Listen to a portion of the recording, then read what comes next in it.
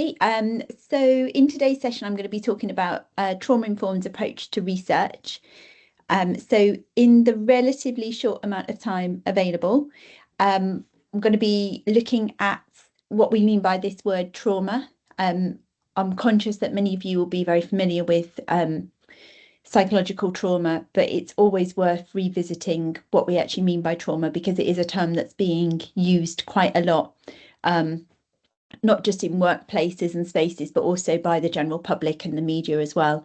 I'm going to introduce you to some principles of a trauma-informed approach to research practice, and I'm going to talk a little bit about my own research with bereaved military families and what I learned and how that then could be applied when we're thinking about trauma-informed approaches to research. And I'm also going to talk about researcher wellbeing and thinking about vicarious trauma and also vicarious resilience as well.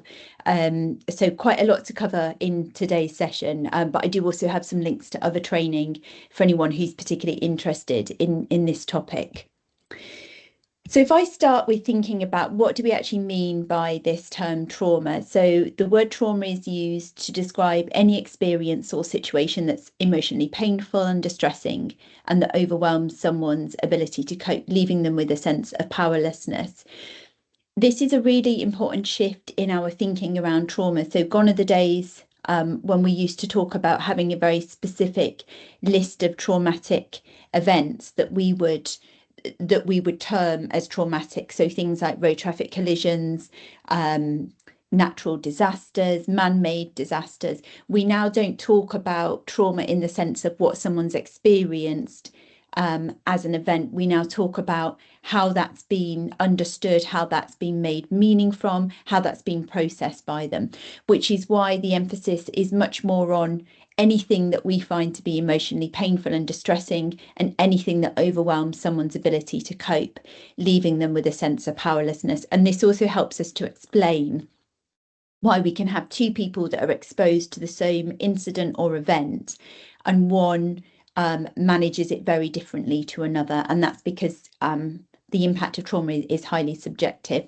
And trauma is also sometimes being defined in reference to circumstances that are outside the realm of normal human experience. And the best example that I can give of this is working clinically with serving personnel who had completed operational tours in Iraq and Afghanistan. And when they came back and when they sought mental health support, more often than not, it wasn't about something that they'd seen in combat, because that's something that they had trained for and anticipated. So that had become their realm of normal human experience.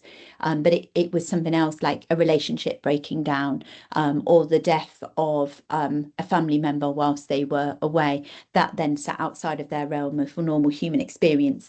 And again, this links back to our idea of exposure and experiences of trauma being really subjective. So what's within my realm of normal human experience will be different to somebody else based on their childhood, their backgrounds, through to their adolescent and adult experiences as well.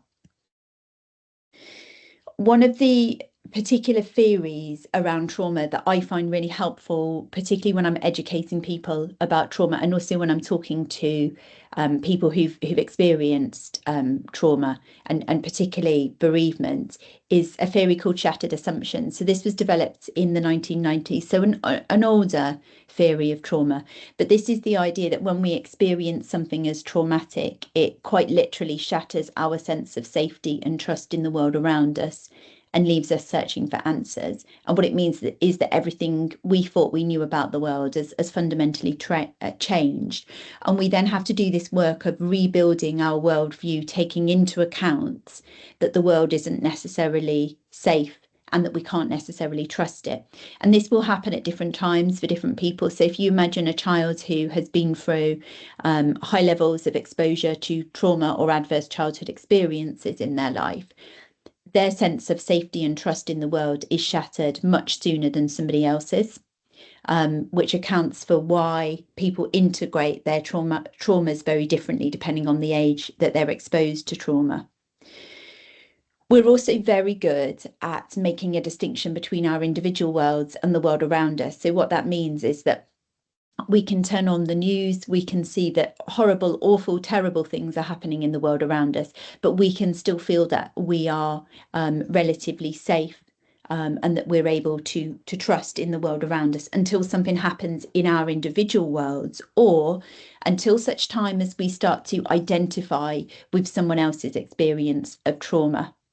And again, that can happen for different reasons. So that could be as straightforward as something happening to somebody who's British that is a similar age to us, a similar skin colour, similar backgrounds, similar in terms of gender or appearance or relatability. And that can mean that then we cross over from experiencing our individual worlds as safe and good, and suddenly thinking about, okay, if that can happen to them, then that could also happen to me. And so sometimes our assumptions of safety and trust are shattered just through exposure to other people's experiences. And I'll talk a little bit more about that when we come on to the section around vicarious trauma. I really like this quote from Judith Lewis Herman.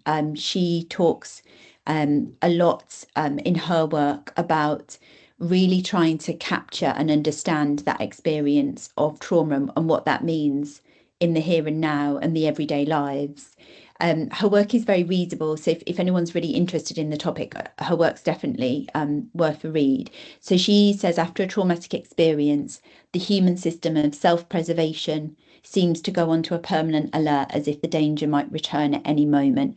So it's often termed by clinicians as imagining that you've got a fire alarm going off in your head continually, warning you that the world around you isn't safe and that you need to be hyper vigilant to any kind of suggestion of danger.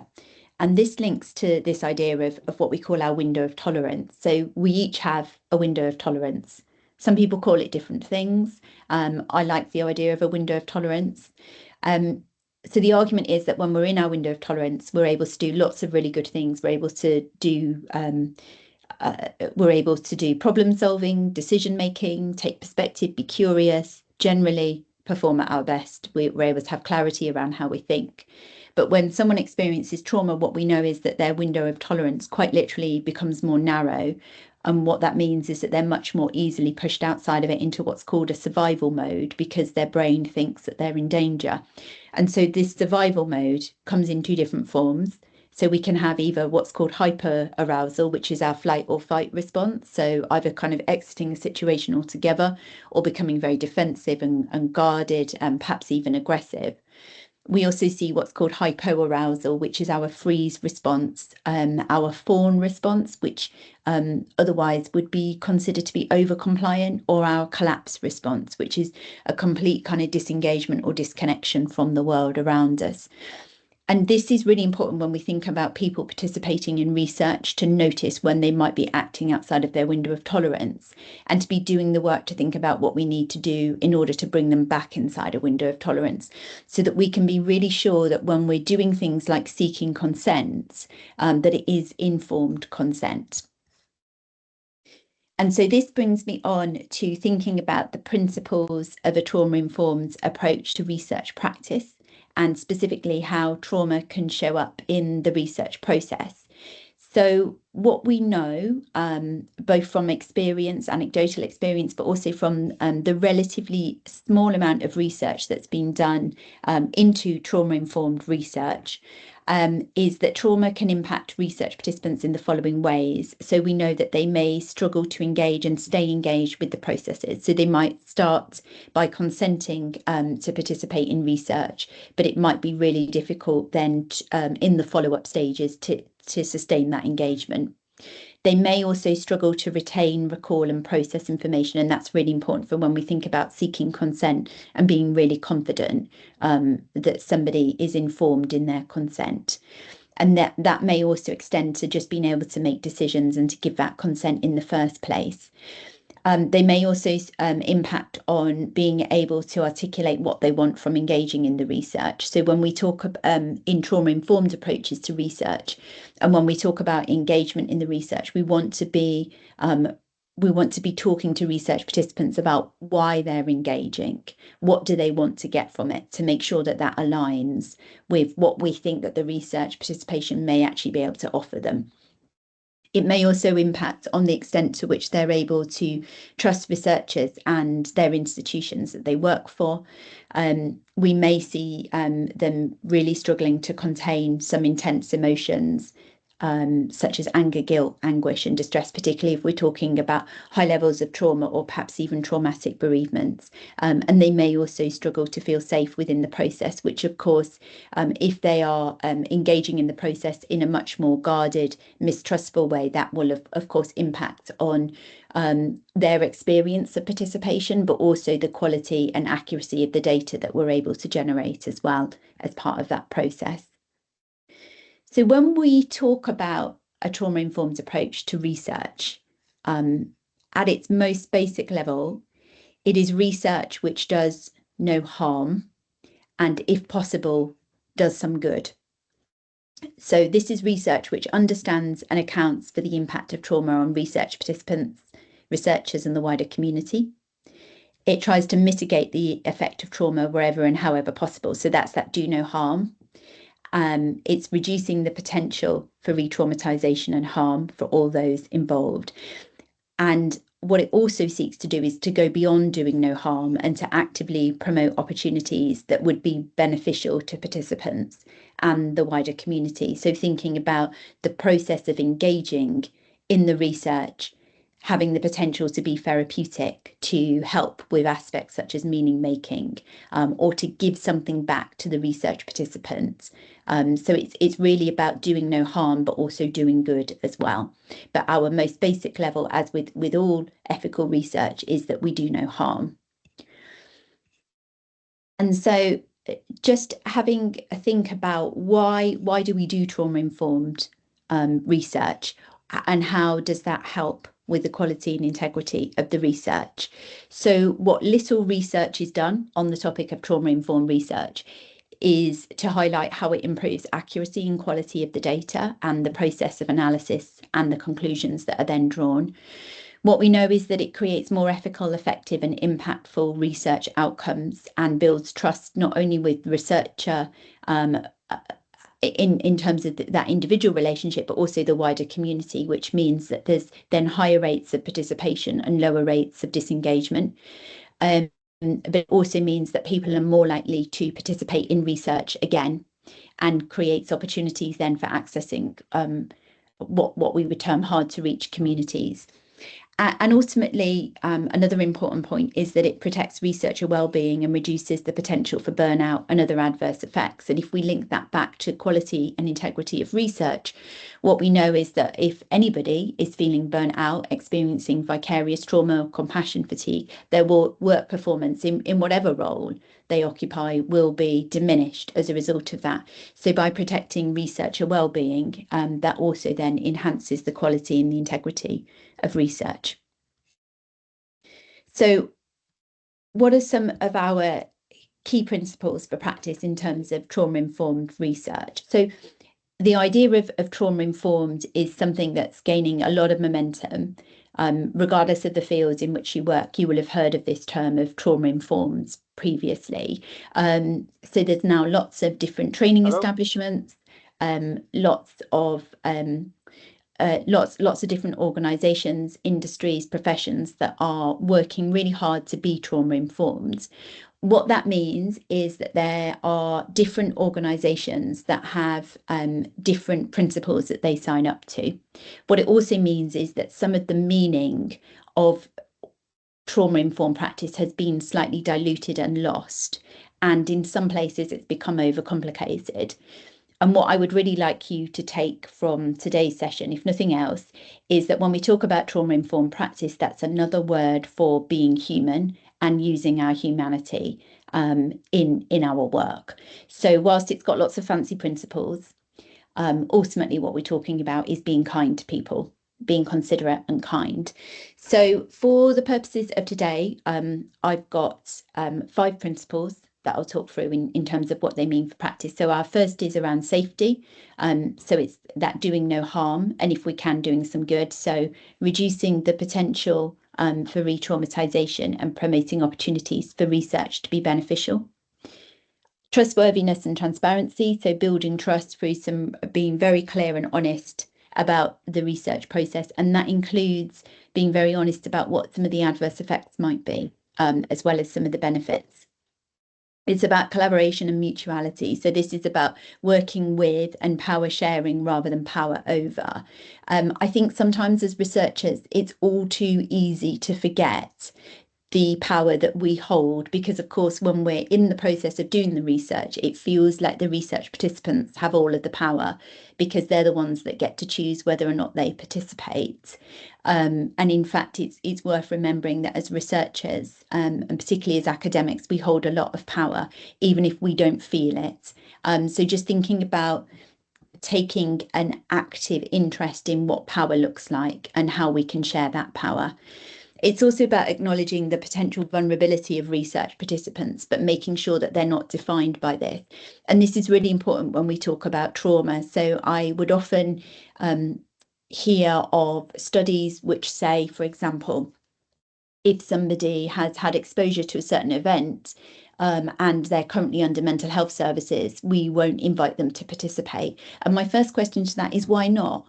Just because somebody's under the care of a mental health professional, it doesn't mean that they're not capable and that they wouldn't benefit from participation in research. So again, we often hear this around traumatic bereavement and concerns about doing research with people who've been recently suddenly bereaved. Yet they're expected to return to work. They're expected to be fully functioning members of society after a traumatic bereavement. So again, it's about making sure that we seek out those opportunities to engage them in research if that's what they want, and if they want to participate, rather than deciding that they're too vulnerable. So it's about accounting for that vulnerability, but not allowing somebody to be defined by it to the extent that they wouldn't be invited to participate. Empowerment, choice and voice. This is about trying to restore a sense of control and autonomy by giving choices wherever and however possible within the research process. Sometimes that's not always possible. Sometimes those choices are simply not available. For example, there might be a certain point within the research process where the opt-out just isn't possible anymore, and you can't withdraw consent and withdraw the data that's been given. And in those situations, we might try and introduce other choices. So, for example, there might be a choice about if you have concerns about how your data is being used, or if you'd welcome another conversation, the choice is that you can either have this dialogue via email, or we can arrange a face-to-face meeting to talk it through. And our final principle is about responding to and accounting for identity and context. And this isn't about the responsibility to know about every single culture, community, faith, ethnicity, political affiliation that you might come across in your research work, but it's simply about doing that work of taking account, responding to any differences, challenging the assumptions that you might hold, being curious and seeking to understand and practice humility. Many of us go into research with the best will in the world, with a sense of thinking that we know the answer. And it's always about trying to notice that those are the assumptions that you're having about what you might find when you're doing particularly qualitative research with somebody, and checking out those assumptions as well. And it's also about taking it one step further and thinking about inclusivity. So how can we include everybody in the research so that everybody has the opportunity to participate and engage? I'm just going to move on to talk a little bit about my own research and what I learned from my own research practice. So for my PhD, I focused specifically on the topic of military bereavement, so looking at the experiences of bereaved military families who lost a loved one during overseas operations in Iraq and Afghanistan. So I interviewed 20 bereaved families who were bereaved between 2007 and 2017. That generated 60 hours of qualitative data which was hugely challenging in terms of the analysis. But I also learned a huge amount more about the experiences of bereaved military families than I needed to answer my interview question, which was around thinking about the impact of the military's response. And so these are just some of the things that I learned through the process. So I guess the first one for me, and that this is something that I have a real bugbear about whenever I'm asked to consult on research, is making sure that there's enough time and space for research participants to share their experiences beyond answering the research questions. So I probably spent on average between 4 or 5 hours with each bereaved family when I went to do the interviews. They wanted me to look at photographs. Sometimes they wanted me to take a walk with them up to their loved one's grave. They wanted me to read condolence letters. They wanted me to see their bedrooms. And so that became really important, that the process wasn't just about me going in to ask my research questions. It was a much bigger process of getting to know the person who died, and getting to know what that experience was like much more broadly. What that meant in terms of the research was that I got a lot of data which allowed me to complete and pass my viva, but it also meant I had a huge amount of data that I could do other things with. I could integrate it into conference presentations, training, developing training courses. But ultimately, I think that the data that I generated was better because I took that time. So one of the things that I really struggle with is when researchers say those research interviews will last approximately an hour. Actually, we don't know. We can give an indication, but what we also need to be saying to research participants is that they will last as long as they want them to. What I also learned was the importance of prioritising wellbeing and rights over the research process. So there were times, and I think this really came from my background of being a nurse first and foremost. So even in the research role, I couldn't stop being a nurse. And so in one of the interviews in particular, where a mother's son had been killed in Afghanistan and it hadn't yet gone to inquest. In the interview, she talked a lot about some of the difficulties that she was having gaining access to information about the investigation process, and it felt that the priority at that stage was to stop the interview so that I could talk to her about her legal rights and that I could make a referral for her to ensure that she could link in with a legal advocate. One of the things that I also did was go through a third-party recruiter to get access to difficult to reach populations. So previously in military bereavement research, most of the participants had been parents. So I worked with the Army Widows Association so that I could recruit spouses. So that meant that skewed my data set slightly, but it also meant that I was able to reach a population that didn't usually participate in research. It was also about establishing some support pathways and accounting for the different needs of research participants in terms of what support might look like for them. And so to give an example of that, sometimes that was about writing to somebody's GP afterwards and saying, you know, this person has identified a need for psychological support. Can we have a conversation about what the options for that are? But in one case, it was writing to her daughter's regiment to say, she feels that she doesn't have contact with you anymore and she'd really welcome that. Is that something you can extend to her, particularly around Remembrance Day? So it looked different for different research participants. One of the things that I did as well was to evaluate the process of participation and to invite feedback. So in addition to participating in the research, what I did afterwards was I sent every research participant a questionnaire for them to fill out anonymously, which asked them to evaluate their experience of participation. What we found was that all of them noted that the experience was painful, but none of them regretted participation. So that was a really important learning for me, that it's okay for participation to be painful. They are talking about the loss of their loved one. But what was really interesting is that they were still happy to participate, and they still found it useful to participate, even though it was painful. It was about establishing a process for seeking and checking consent throughout the project, recognising that this might shift and change depending on how the interview went, and also how the feedback that I was giving them went as well.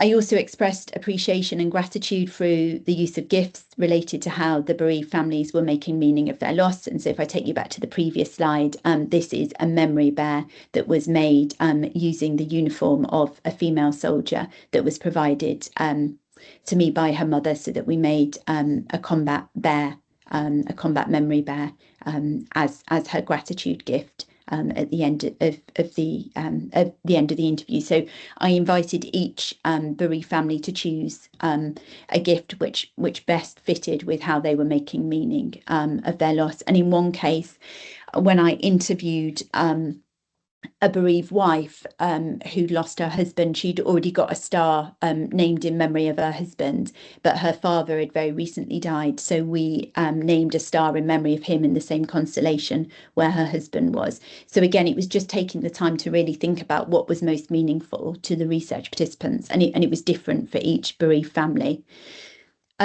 Managing expectations in terms of how many bereaved families I could interview. So I invited only 5 to participate at a time. I made sure that I completed the interviews before then inviting the next 5 to participate. What I didn't want to do was reach data saturation and then go on to carry on doing interviews where perhaps I felt I didn't need that data. That wouldn't have been fair on bereaved families, and I certainly didn't want to turn anyone away.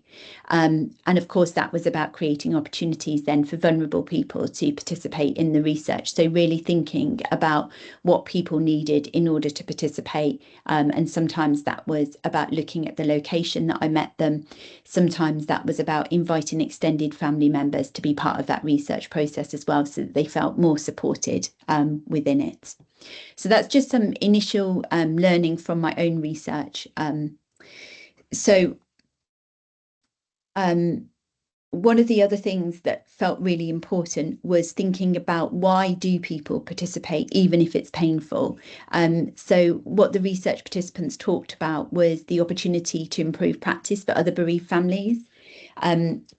Some of them participated precisely because they'd had really positive experiences of the military's response, and that was an opportunity for them to acknowledge that support. For most of them, it was an opportunity to talk about their loved one, who they were, what they'd achieved in their lives, and another way of sustaining connection with them in the here and now. And it was also about them sharing their experiences to feel seen, heard, valued, and understood in respect of their grief. So again, it was really interesting to think about, why do people participate in research? What do they get from that participation? As I said, there was some real challenges. So a huge amount of data which was collected, which then needed to be analysed and reanalysed. There was the emotional burden of the interviews. For me, having worked clinically with bereaved military families, making that shift from mental health nurse to researcher was really difficult at times. This idea of bearing witness to distress and then managing my own sense of helplessness. And as I've alluded to previously, being able to stay in that researcher role.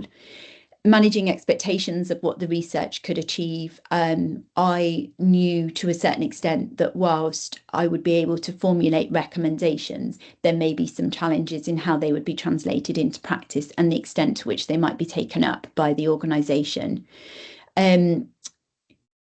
Making a commitment to provide updates and then making sure that was stuck to, particularly as I completed my research during COVID, when things became a little bit slower in terms of the commitment that I could make. And I also had a baby during the middle of COVID and doing my PhD as well. So just thinking about how that was communicated with research participants when some of the updates became a little bit slower. I also received some difficult feedback following the first round of updates, and whilst the research participant didn't withdraw their permission for their data to be used, they did say that they didn't want to ever hear from me again, and that they felt very disappointed with the direction that the research was going in. So there's always this really uncomfortable moment in research when your voice as the researcher becomes louder than the research participants. And that was a really challenging experience as well. And the project also received quite a lot of criticism from the Ministry of Defence, who went to some great efforts, particularly at the very beginning of the research project, to stop it from going ahead. In a number of different ways. They contacted the university, they contacted my supervisor, they raised a lot of concerns about the ethical aspects of it, and also tried to make me go through their own ethical approval process, claiming that the bereaved families belonged to them and therefore fell under their jurisdiction as opposed to a civilian or university process. So that was also really hard, as well at the beginning, to kind of to manage that criticism. In some ways, that criticism was quite liberating. I had an email from someone quite senior in the army who said that ultimately my research would be flawed, and that in some ways gave me permission to say, oh, okay, well, you know, if we're not going to believe it from the start before it's even been done, in some ways that was also quite freeing. And actually what I found further down the line was I did manage to stay engaged with the organisation, and they did take up some of the recommendations, and I provided a number of papers to them afterwards. And some of those were taken on. So there was something about having to kind of withstand that criticism, but also to stay engaged with them as well. And finally, I'm just going to talk a little bit about vicarious trauma and resilience in respect of researcher wellbeing. This is another quote from Judith Lewis Herman, and I've shared this here because I think this is really important to think about the type of research that many of us are engaged with. And this is a quote that's used in a book which focuses entirely on vicarious trauma in the legal profession, which is why it talks about perpetrator and victim. So it's very tempting to take the side of the perpetrator.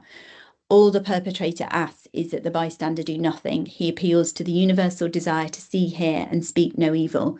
The victim, on the contrary, asks the bystander to share the burden of pain. The victim demands action, engagement, and remembering. And what I would say is that when we're doing any kind of research with someone who's experienced trauma, they demand action, engagement, and remembering from us. And that's really, really difficult to do. So the authors of the work around vicarious trauma in the legal profession, Joanna Fleck and Rachel Francis, they talk about how being able to describe the fact of our exposure to trauma should not be controversial. It's not a matter of who isn't and isn't affected, rather it's a fact of life.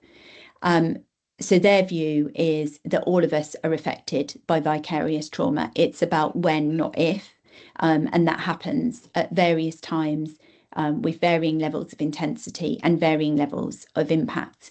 But it's that shift between saying who does experience vicarious trauma and who doesn't. And actually what they're saying is we all do. And it's about when rather than if.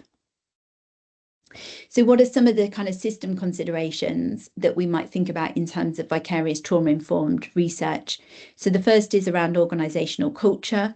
So thinking about the organisations or the people that we work with. So one of the things that was hugely protective for me within my own research was that my PhD supervisors were incredibly supportive.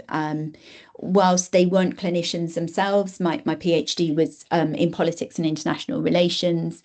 They were very supportive from a research perspective. More broadly, thinking about things like the variability of the workload. So I did my PhD part-time, so that meant that I was juggling other things, and I don't know that I could have done it full-time. I think that would have been too much. There's something about kind of the variability of the workloads, things like the conditions of the work environment, access to things like professional development and opportunities for learning, quality supervision and access to support. Again, I'm not sure if that's something that's routinely taken up by researchers that aren't clinicians, but thinking about the real quality of the supervision and support that you get, and of course the meaning and value attributed to the work. So thinking about in much the same way that we would think about for research participants, why are they participating, but also being honest with ourselves as well about what value and impact does this research do? Why am I exposing myself to this? How will this help? And I think it's really important when we talk about research with people who've experienced trauma, in as much as we can have that experience of vicarious trauma, we are also very privileged to have an experience of vicarious resilience as well, because we're doing that work, we're bearing witness not just to grief or pain, but also to love and that power of human connection and the ways that it transcends all life. And whenever I'm delivering training presentations, particularly to family liaison officers in the police, we talk about this being a really heartbreaking privilege. So, and I think there's something about seeing the very worst moments and hearing about the very worst experiences of someone's life, but seeing a part of them and a part of the world that few other people ever get to see, and that becomes that heartbreaking privilege, where it's both of those things. And so I think one of the kind of main protectors to vicarious trauma and how it affects us is being able to see that we bear witness to both of those things. We bear witness to that resilience as well as that pain, and that becomes really important for how we make meaning of those experiences as well. And just a final slide, I've got some additional training much more broadly in trauma-informed practice, which is free to access via Thrive London. So it's free online modules in trauma-informed practice, bronze, silver and gold, and then also a specific module on trauma-informed family liaison practice, which is very much underpinned by my research findings. And if anyone is particularly interested in more training, I also have a couple of online workshops running in January and March with another organisation called Partnership for Young London, which focuses specifically on vicarious trauma. And again, that's free to access. So you'd be very welcome to email me and get the details of those. Just sharing.